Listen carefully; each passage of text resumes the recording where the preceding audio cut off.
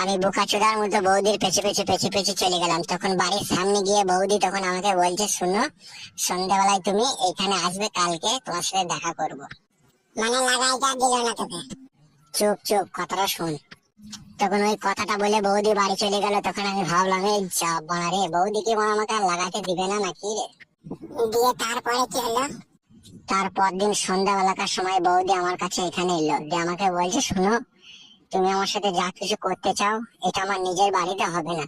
তোমার যদি কোনো পার্সোনাল জায়গা থাকে, তোমার কোনো বন্ধু বান্ধবের যদি খালি ঘর পড়ে থাকে বা কোনো ভাড়া ঘর যদি থাকে, তুমি ঠিক করো, তারপরে তোমার সাথে আমি দেখা করব।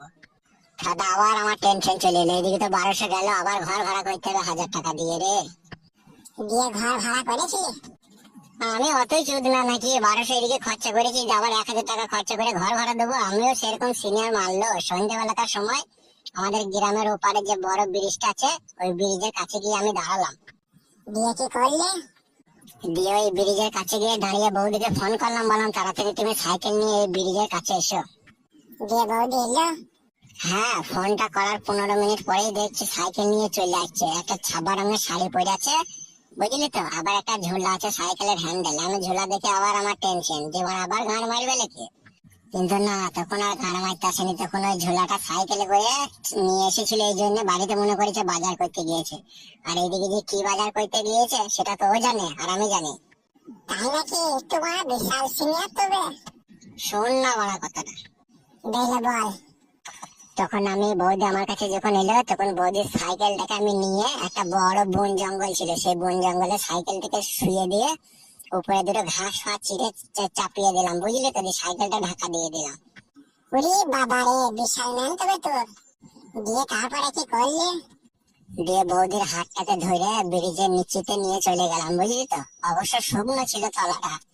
দিয়ে ওখানে নিয়ে গিয়ে বৌদিকে আমি লম্বায় শুয়ে দিলাম, বুঝলি তো। দিয়ে পা থেকে মাথা অব্দি চুমু খেতে খেতে চুমু খেতে খেতে চুমু খেতে খেতে ধরাম করে তখন বৌদি আমাকে বলছে, তুমি কি করছো কি? যা করবা তাড়াতাড়ি করো, লোক চলিয়ে তো আবার অসুবিধা হয়ে যাবে। তখন আমি বৌদিকে বললাম, শোনো বৌদি, আমার লাইফে এই প্রথম কোনো মেয়ের কাছে এসেছি, তুমি অত তাড়াতাড়ি করলে হবে? মনের আশাটাকে আবার একটু পূরণ করে নি, আবার কবে পাবো কি না পাবো তোমাকে কাছে আমি। দিয়ে ভাই কি করবো, সেটা থাকতে পারছি না, আর মন মানছে না। আস্তে করে পায়ের কাছ থেকে কাপড়টাকে উপরে তুলে দিয়ে, বুঝলি তো, সেন্টিমিটারের জায়গাটাতে বেশ মুখ ফুক দলিয়ে দাড়ি ফাড়ি ভুকিয়ে দিলাম। আর মেয়েটা বলছে, কুটকুট করছে, গমন করছো কেন তুমি? তখন আমি বলি, তুমি আমার জীবনে প্রথম এসেছো, তো দাড়ি ভোঁকা না খেললে মনে থাকবে না যে। আর ভাই তখন না থাকতে পেরে আস্তে করে কাপড়টাকে উপর দিয়ে তুলে দিয়ে তাড়াতাড়ি করে লাভেতে একটু চকম চকম করে চুমু খেয়ে নিলাম, বুঝলি তো।